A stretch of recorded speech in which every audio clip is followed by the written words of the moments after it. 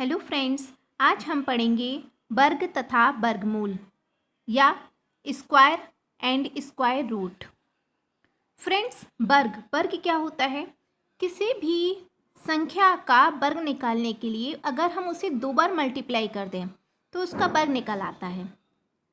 जैसे आपसे कहा गया, मान लीजिए 5 का वर्ग ज्ञात करो, तो आपने 5 गुणा 5 2 बार कर दिया, 5 इंटू 5, तो 5 5 जा 25 या 5 25, 6 का वर्ग 6 छंग 36, 7 का वर्ग 7 सत्ते 49, 8 का वर्ग 8 8 64, 10 का वर्ग देखिए, तो 10 का वर्ग क्या किया, 10 गुणा 10 बराबर 100।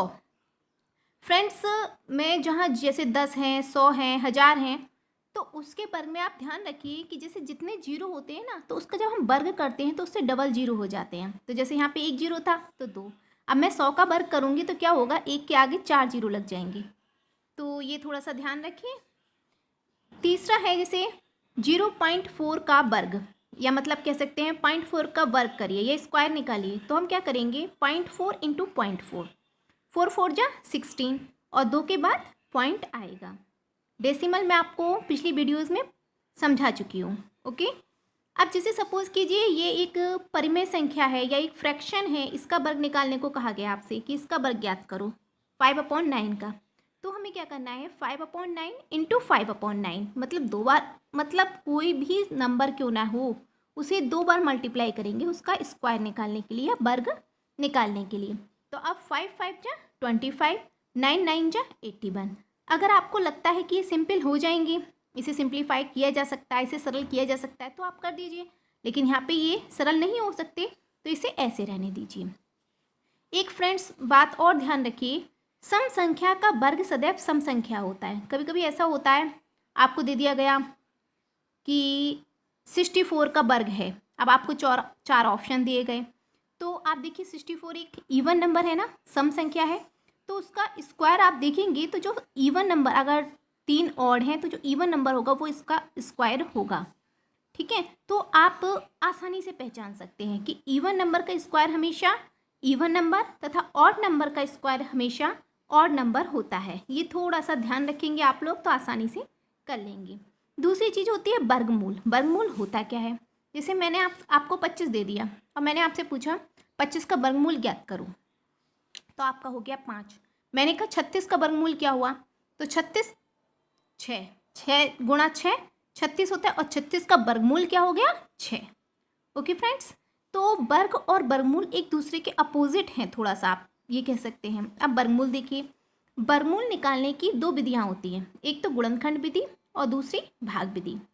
फ्रेंड्स, आपको दोनों ही विधि अच्छे से आनी चाहिए, क्योंकि कई बार ऐसा होता है कि गुणनखंड विधि नहीं अप्लाई कर पाते, लंबी संख्या हो रही है, वो मैं आपको एग्जाम्पल में बताऊंगी नीचे, तो आपको भाग विधि से निकालना भाग आसान हो जाता है। तो फ्रेंड्स मैं आपको वीडियो में दोनों ही विधियां बताऊंगी वर्गमूल निकालने की। ये बात बस आपको ध्यान रखनी है कि वर्गमूल निकालने की कितनी विधियां हैं, 2 विधियां हैं। कौन कौन सी, गुणनखंड विधि और भाग विधि।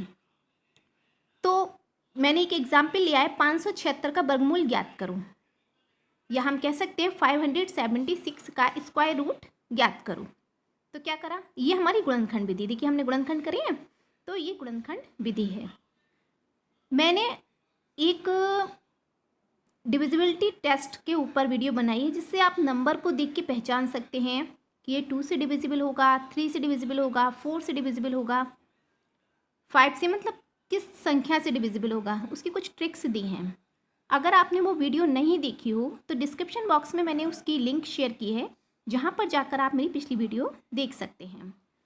फ्रेंड्स, अब फिलहाल हम करेंगे यहाँ पे गुणनखंड।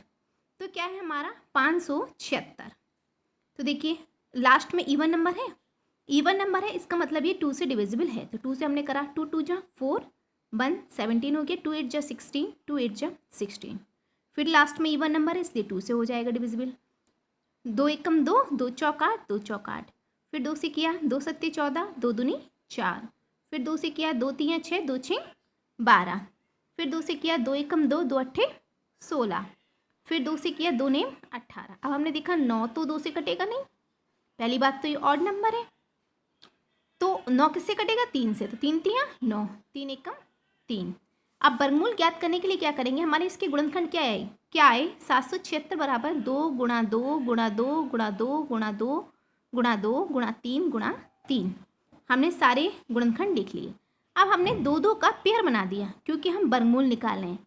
फ्रेंड्स आप आगे घनमूल पढ़ेंगे, घनमूल में 3 का पेयर बनाते हैं, लेकिन वर्गमूल में क्या करते हैं 2 का पेयर बनाया और हर पेयर से हमने एक संख्या लिख ली। तो 2 गुणा 2 गुणा 2 गुणा 3, तो हमारा इसका वर्गमूल कितना आया 2 दूनी 4 दूनी 8 3 24। ओके फ्रेंड्स, तो ये चीज़ थी हमारी वर्गमूल निकालने की गुणनखंड विधि, क्योंकि इसमें हमने गुणनखंड करके निकाला था। अब भाग विधि देखिए, भाग विधि में आपको इतना लंबा प्रोसीजर नहीं करना पड़ेगा। भाग विधि अगर हमें समझ में आ जाती है तो वो बहुत सरल है। अब जैसे देखिए ये है, क्या थी हमारी संख्या 576। आप क्या करेंगे, राइट से लेफ्ट की ओर 2 का पेयर बना के चलेंगे। तो आपने देखिए राइट में 2 का पेयर बनाया, लेफ्ट में हमारे पास एक ही संख्या बची, तो कोई बात नहीं, हमारी एक ही हो जाएगी। अब कैसे करेंगे हम, 576 है हमने और इस तरीके से लाइन खींच दी। अब देखिए 5 किससे कटेगा, 2 दूनी 4, ठीक है। इससे बड़ी अगर हम 3 को लेते हैं 3 3 9 ज़्यादा हो जाएगा, 2 दूनी 4, 4 यहाँ लिख दिया। अब ये हमने इस तरीके से लाइन खींची, 5 में से 4 गए 1, और जो दूसरा वाला पेयर है उसको हमने पूरा लिख लिया। अब यहाँ पे क्या किया, 2 और 2 4 होते हैं। अब हमें यहाँ पे एक ऐसी संख्या ऊपर नीचे लगानी है जो जिस ऊपर नीचे सेम संख्या होनी चाहिए और उसे मल्टीप्लाई करने पे ये आए। तो जैसे हमारा हमने 4 लगाया तो देखा 4 हमने यहाँ पे लिख दिया, 4 यहाँ पे लिख दिया और यहीं से किया, 4 चौक 16 का 6, हाथ से लगा 1, 4 चौक 16 और 1 17। तो इस तरीके से ही हमने क्रॉस बना दिया। तो इस तरह से हमारा इसका वर्गमूल कितना निकला, हमारा 24। तो ये चीज़ हमारी हो गई भाग विधि। ओके फ्रेंड्स, आपको अगर नहीं दिया है कि कौन सी विधि से करना है तो आपको जो सरल लगे उससे कर लीजिए। एग्जाम्पल में और बताऊंगी आपको। एक जैसे है 3136। अब इसमें मैं गुणनखंड निकालने बैठी तो मैंने देखा 6 है लास्ट में, इवन नंबर है, 2 से डिविजिबल है, 2 1 जा 2, 2 5 जा 10, 1 बचा 13 हो गए, 2 6 जा 12 और 2 8 जा 16। फिर 2 से 8 है लास्ट में, इसलिए 2 से डिविजिबल है, 2 7 जा 14, 1 2 8 जा 16, 2 4 जा 8, 2 3 जा 6, 2 9 जा 18, 2 2 जा 4, 2 1 जा 2, 2 9 जा 18, 2 6 जा 12। फिर 2 से 2 9 जा 18, 1 बचा 16 हो गया, 2 8 जा 16, 2 4 जा 8, 1 बचा 18, 2 9 जा 18। फिर 7 बन जा 7 7 जा 49। फिर नेक्स्ट 7 बन जा 7। तब हमने इसका वर्गमूल निकालना है, हमने पेयर बना लिया, 2 का पेयर बना लिया, हमारा पूरे पेयर बन रहे हैं।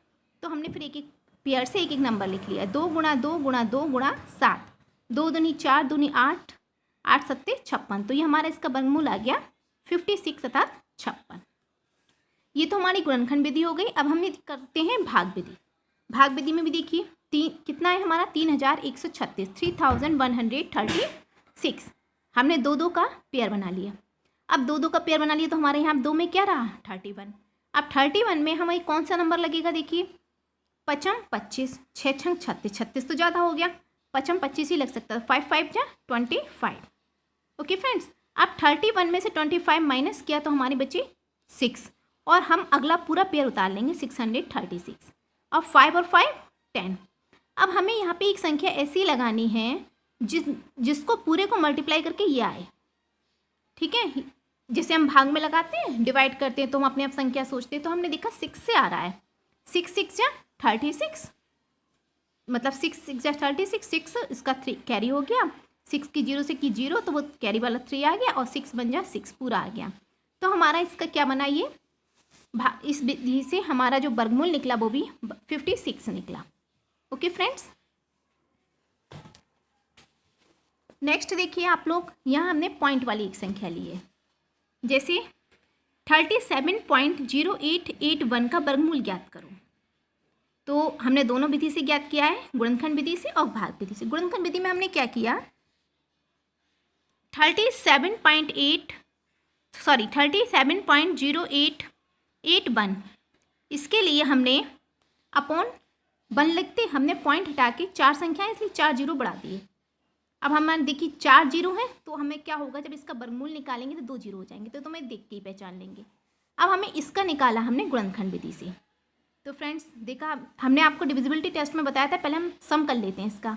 7 3 10 8 18, 8 18 और 8 26 और 1 27, मतलब 3 से डिविजिबल है। हमने 3 से इसे काट दिया। 3 एकम 3, 3 दूनी 6, एक बचा, 3 तिया 9, एक बचा 18, 3 पंच 3 छंग 18, फिर 81 है, सॉरी 3 दूनी 6 और 2 बच 3 सत्ते 21, फिर 3 से किया, 3 चौक 12, 3 एकम 3, 3 दूनी 6 और यहाँ 27 है पूरा, तो 3 नेम 27 से 0 लगा दिया, 0 लगा के 9, 3 नेम 27।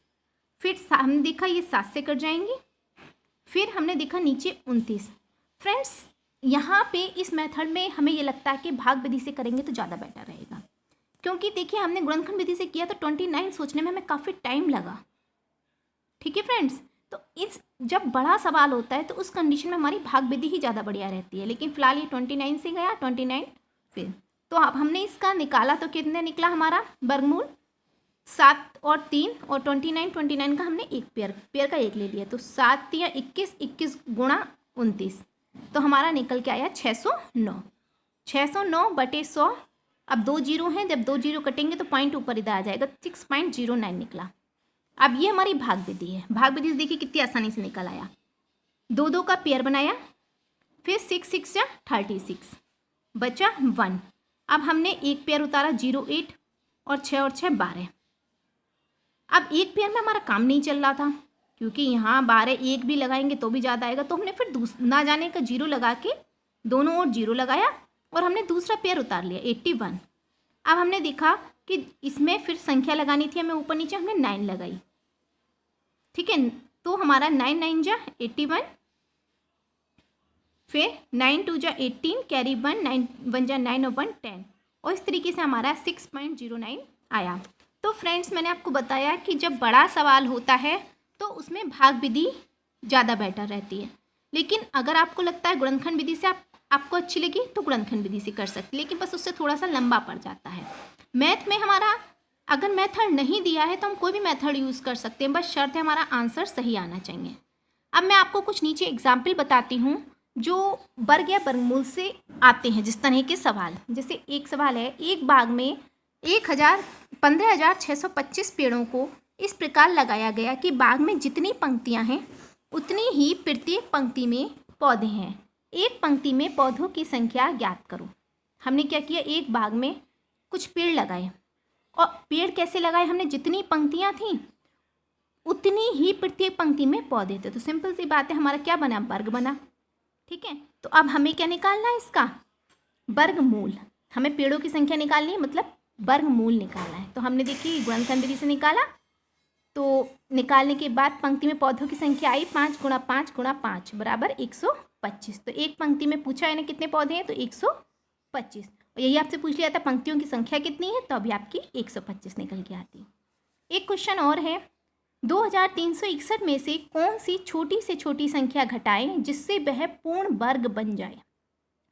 ये कह रहे हैं कि इस संख्या में से हमें कोई संख्या घटानी है, कितनी घटाएं कि संख्या पूर्ण वर्ग हो जाए। तो हम क्या करेंगे, हमने इस केस में भाग विधि ज़्यादा बेटर रहती है, तो हमने इसे भाग दिया, 4 चौक 16, 2 2 का पेयर बना के 4 चौक 16 बचे 7, फिर हमने दूसरा पेयर उतार लिया, और 4 और 4 8। अब हमें संख्या लगाई हमने 8, 8 8 64, 6 बच्चे 8 8 64 और 6 70, तो हमारा कितना बचा 57। अर्थात इस संख्या में से अगर हम 57 घटा दें तो संख्या क्या होगी, पूर्ण वर्ग बन जाएगी। लेकिन कभी कभी फ्रेंड्स क्वेश्चन आपको ऐसे भी दे दिया जाता है कि इसमें क्या जोड़ें कि संख्या पूर्ण वर्ग बन जाए। तो फ्रेंड्स आप देखिए यहाँ पे अगर घटाने की बात है तो जितना शेषफल बच रहा है हमारा वो घटा देंगे तो संख्या पूर्ण वर्ग बन जाएगी, और जोड़ने की बात है तो हम क्या करेंगे, ये 48 का वर्ग आया।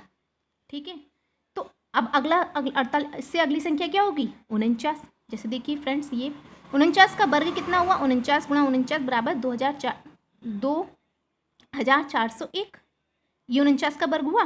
तो अगर हम 49 के वर्ग में से उससे अगली संख्या के वर्ग में से और दी गई संख्या घटा देंगे तो हमें पता चल जाएगी क्या जोड़ने पर संख्या पूर्ण वर्ग बन जाएगी। तो फ्रेंड्स ज़्यादातर जो होते हैं इसमें वर्गमूल से संबंधित क्वेश्चंस जिस तरह के बनते हैं वो मैंने आपको बता दिया। जैसे ये संख्या दे दी गई, उसमें क्या जोड़ें कि संख्या पूर्ण वर्ग बन जाए, या क्या घटाएं कि संख्या पूर्ण वर्ग बन जाए। अगर आपसे घटाने की पूछिए तो भाग विधि से आप भाग दीजिए, जितना शेषफल आ रहा है वो उसमें से घटा दीजिए कि इतना घटाने पर संख्या पूर्ण वर्ग बन जाएगी। और अगर जोड़ने की बात दी है तो आप देखिए पहले वो जो दी हुई संख्या है वो किसका वर्ग है, किसके आसपास वर्ग है, और उस फिर वो आपको पता चल गया कि ये मान लीजिए जैसे 26 है, मान लीजिए मैं एक छोटा सा एग्जाम्पल लेती हूँ, 26 किसका वर्ग है, 5 का वर्ग है, कि 25 के पास है। तो मतलब ये है कि 26 में से एक घटाने पर संख्या पूर्ण वर्ग बन जाएगी। अब जोड़ने की बात आ जाए कि 26 में हम कितना जोड़ें कि संख्या पूर्ण वर्ग बन जाए, तो हम 25, अब हम 6 का वर्ग कितना होता है 36, तो 26 में 10 जोड़ने पर संख्या पूर्ण वर्ग बन जाएगी। ओके फ्रेंड्स, आई होप आपको ये वीडियो अच्छी लगी होगी। वीडियो अच्छी लगे तो इसे लाइक करें, शेयर करें और चैनल को सब्सक्राइब करें।